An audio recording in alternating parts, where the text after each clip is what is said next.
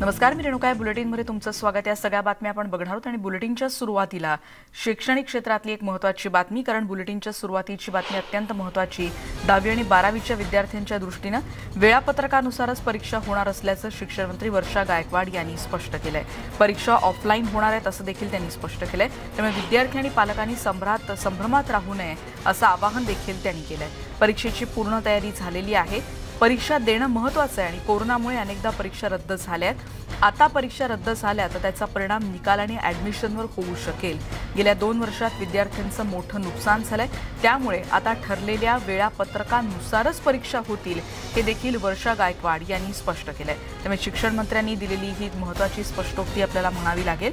10वी 12वीच्या परीक्षा वेळापत्रकानुसारच आणि ऑफलाईनच होणार असल्याचं स्वतः वर्षा गायकवाड यांनी स्पष्ट केलंय.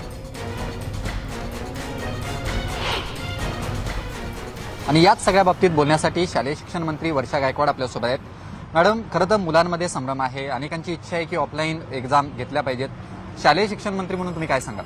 नाही, आपल्याला सुद्धा माहिती आहे की सातत्याने मागील 2 वर्षापासून जर आम्ही कोरोनाची परिस्थिती बघत आहोत आणि त्यानुसार निर्णय घेत आहोत. आणि म्हणून यावेळी तारखा डिक्लेअर करण्यापूर्वी सुद्धा आम्ही शिक्षकांशी, तज्ज्ञांशी चर्चा केली होती, बोर्डाशी चर्चा केली होती, आधीच्या बोर्डाच्या मेंबरशी चर्चा केली होती आणि म्हणून तारखा त्यानंतर डिक्लेअर करण्याचं काम केलं होतं. त्यामुळे मला या ठिकाणी सांगायला पाहिजे, कुठल्याही संभ्रमाचं वातावरण ठेवण्याची आवश्यकता नाही. पूर्णपणे टाईम शेड्यूल यासाठीच बनवलेलं आहे की पुढे असणारी सप्लिमेंटरी एक्झाम आणि त्याच्या पुढे होणारे 11वीचं ॲडमिशन हे सुरळीत प्रोसिजरने व्हावं. आणि आमची इच्छा आहे की मागील 2 वर्षापासून आपल्याला माहिती आहे की कधी ऑफलाईन कधी ऑनलाईन असं मुलं शिक्षण घेतात, परीक्षा होत नाही आहेत आणि मुलांच्या ॲडमिशनमध्ये सुद्धा खूप मोठ्या प्रमाणामध्ये जे आहे ते वेळ म्हणजे डिले होण्याचं काम झालं. पुढच्या भविष्यामध्ये अशा गोष्टी होऊ नयेत हे प्लॅनिंग करूनच हे शेड्यूल बनवलेलं आहे. परीक्षा ऑफलाईन होतील आणि ज्या तारखेला दिल्या त्या नियोजित तारखेला होतील, कारण त्या रिझल्ट लागल्यानंतर आम्हाला सप्लिमेंटरी एक्झाम घ्यावी लागेल.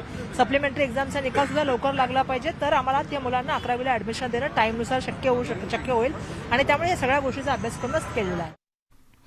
त्यामुळे ही बाब आता स्पष्ट आहे आणि परीक्षांसंदर्भात स्वतः वर्षा गायकवाड यांनी काय म्हटलंय हे आपण ऐकलं. आणि या महत्त्वाच्या बातमीनंतर पुढची बातमी आपण बघणार आहोत. पिंपरीतली एका गावगुंड्यांच्या टोळक्यानं नेमकं काय तिकडे केलेलं आहे या संदर्भातली बातमी आहे. कारण एका तरुणाला बेदम मारहाण करत त्यांना बिस्किटं खायला लावली होती. एखाद्या प्राण्याला जर आपण बिस्किटं दिली तर त्याप्रमाणे ही पद्धत त्यांनी केलेली होती आणि पिंपरी पोलिसांनी या प्रकरणी 5 जणांना अटक केली आहे. या गुंडांचा माज उतरवण्यासाठी त्यांचं मुंडन करत शहरभर त्यांची धिंड काढण्यात आली अशी देखील आता माहिती समोर येते. त्याचबरोबर त्यांना कठोर शिक्षा व्हावी म्हणून आरोपींवर कठोर कलम लावण्यात आलाय असं देखील आता तिकडचे पोलीस आयुक्त कृष्णप्रकाश यांनी म्हटलेलं आहे. त्यामुळे आताच्या क्षणाची महत्त्वाची बातमी पिंपरीतून आलेली.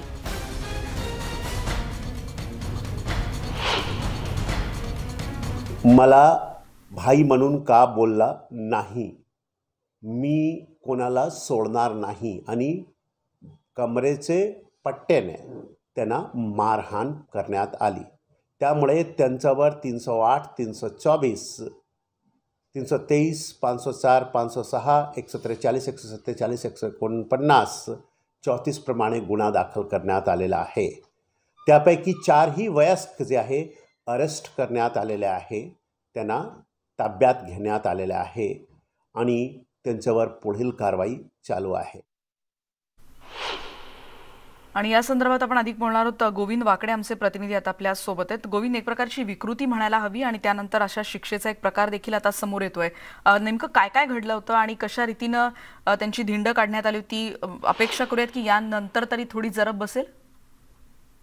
अर्थातच रेणुका, अत्यंत धक्कादायक आणि अमानवीय कृत्य या गुंडांच्या टोळीने केलं होतं. 25 जानेवारीला ही घटना घडलेली आणि त्यानंतर व्हिडिओ त्यांनी स्वतःच व्हायरल केला होता की अशा पद्धतीने मारहाण करून आम्ही शिक्षा दिली. अशा पद्धतीने दहशत पसरवण्यासाठी या गुंडांनी प्रयत्न केला. मात्र आता ही दहशत मोडून काढण्यासाठी पिंपरी चिंचवड पोलिसांनी या टोळीतील 5 सदस्यांना अटक केली. त्यापैकी 3 सदस्य अल्पवयीन आहेत आणि 2 जे आहेत त्यांचं अक्षरशः मुंडन करून त्यांची जी दहशत आहे ते मोडीत काढण्यासाठी पोलिसांनी त्यांचं मुंडन केलं आणि धिंड काढलेली आहे.